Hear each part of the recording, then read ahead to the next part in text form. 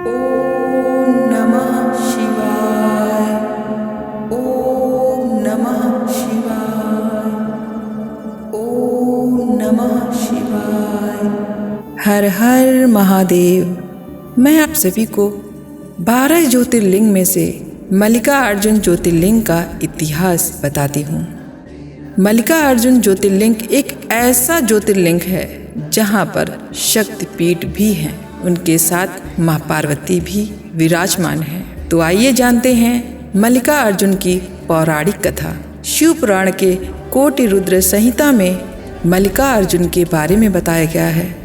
मल्लिका का अर्थ माँ पार्वती है और अर्जुन शिव जी को कहा जाता है। अगर हम इन दोनों शब्दों को संधि करते हैं तो यह मल्लिकार्जुन शब्द बन जाता है। शिव पुराण के अनुसार 12 ज्योतिर्लिंग में से द्वितीय ज्योतिर्लिंग मल्लिकार्जुन है। यह कृष्ण नदी के तट पर श्रीशैल पर्वत पर स्थिर है। इसे श्रीशैल या श्रीशैलम भी कहा जाता है, जो आंध्र प्रदेश के कृष्णा जिले में स्थित है। इसे दक्षिण कैलाश भी कहते हैं। यह हैदराबाद में 250 किलोमीटर की दूरी पर कुरनूल के पास है। शक्तिपीठों में से 18 महाशक्तिपीठों का विशेष महत्व है। उनमें से भी 4 शक्तिपीठों को अति पवित्र माना जाता है और श्रीशैल उनमें से एक है। ग्रंथों के अनुसार इस पर्वत पर अगर शिव जी की पूजा अर्चना करते हैं तो अश्वमेध यज्ञ करने का भी फल मिलता है।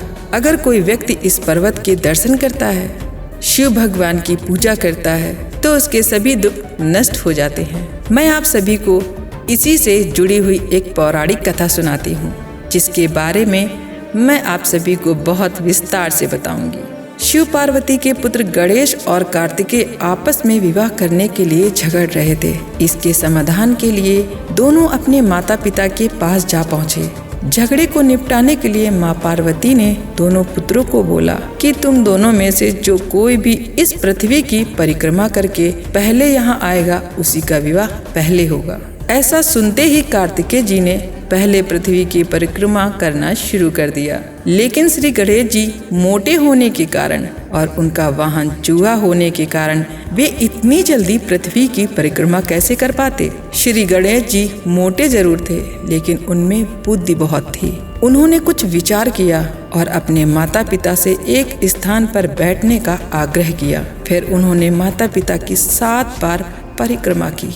इसी तरह माता पिता की परिक्रमा करके पृथ्वी की परिक्रमा से मिलने वाले फल की प्राप्ति के अधिकारी बन गए और उन्होंने शर्त जीत ली। उनकी इस युक्त को देखकर माँ पार्वती और शिव जी बहुत प्रसन्न हुए। इस प्रकार गणेश जी का विवाह करा दिया गया। बाद में जब कार्तिकेय जी पृथ्वी की परिक्रमा करके लौटे तो बहुत दुखी हुए, क्योंकि गणेश जी का विवाह करा दिया गया था। कार्तिकेय जी ने माता पिता के चरण छुए और वहां से चले गए। वे दुखी होकर क्रौंच पर्वत पर चले गए। जब इस बात का पता माँ पार्वती और शिव जी को लगा तो उन्होंने नारद जी को कार्तिकेय को मनाने और घर वापस लाने के लिए भेजा।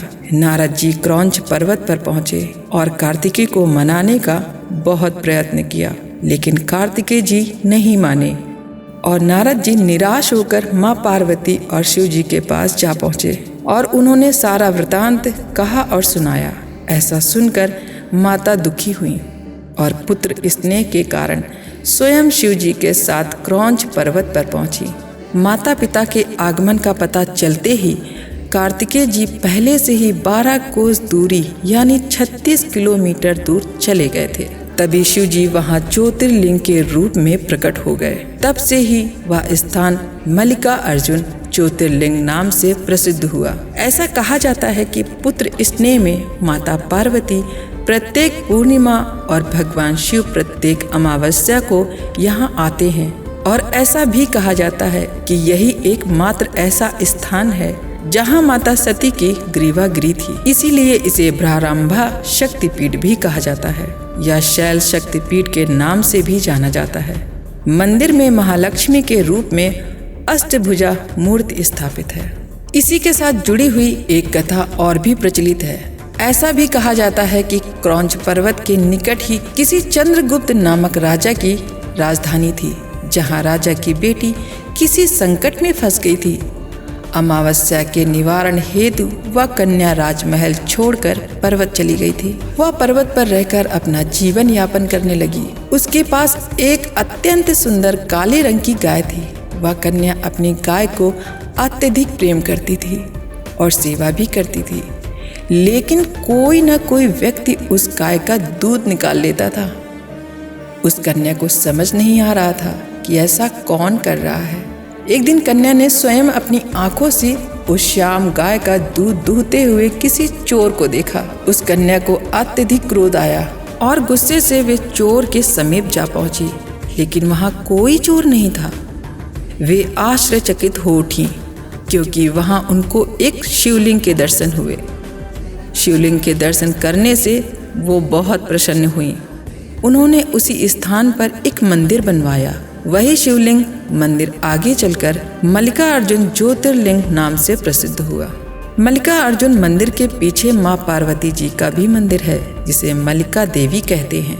वहीं स्थित कृष्णा नदी में भक्तगण स्नान करते हैं और उसी जल को भगवान को चढ़ाते हैं।